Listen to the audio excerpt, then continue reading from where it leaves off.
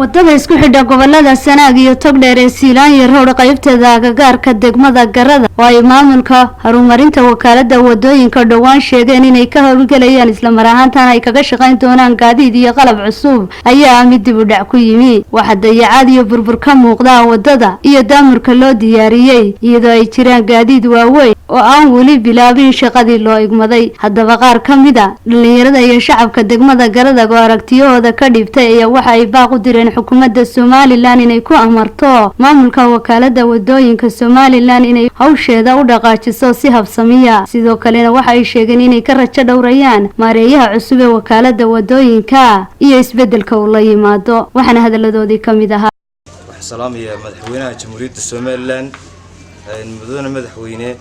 wax kale kuma soo garaacin wax kale kulama soo xidhiidhin waxaan ku hadlaynaa wadadan ina farax qalab uu wado iyo gudidan wadooyinka wadadani ma aha mid wax ka socdaan waa wada taagan waa mid qariban way go'day baabuurtu way ku dulman tahay casr dhow imka baabuur badan baa dad badan aad iyo aad baan ku hambalyeynaa madaxweyne laakiin se gudida wadooyinka dabagal bay u baahan yihiin daamburka waa la keenay waxba kama jiraan baabuur cascasun baa meesha noo ordaysa siigiya board mooyaane wax kaloo la qabtay ma jira mise madaxweyne adigaaba dee ku yidhi nimankan meesha warorda ina farax qalad anagu garan mayno macnihiisan iyo waxaan uu madaxweyne hawsha ka wadee la soo hadalo madaxweyne bal wadadan warkeeda aad heshidee bal la soo hadal burca joogaan ay leeyihiin halkaasay maraysa jaamacadda maalinle weytoola hawl yaroo la sii uga qaada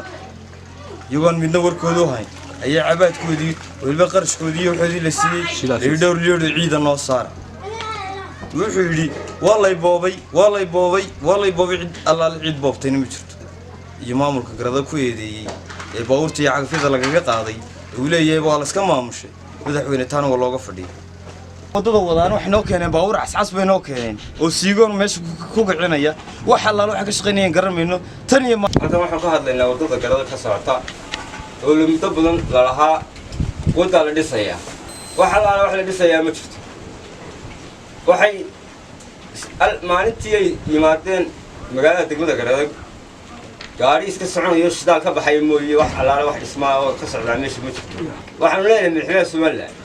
hada magaaladan dee wadadan ceergaabo iyo isku xidha burco rugooyinkan iyo dhagaxaan lagu dilay dee madaxweynaha dulqaad aan maareeyaha wadooyinka iyo maareey ku xigeenkiina waxa fadhiya Hargeysa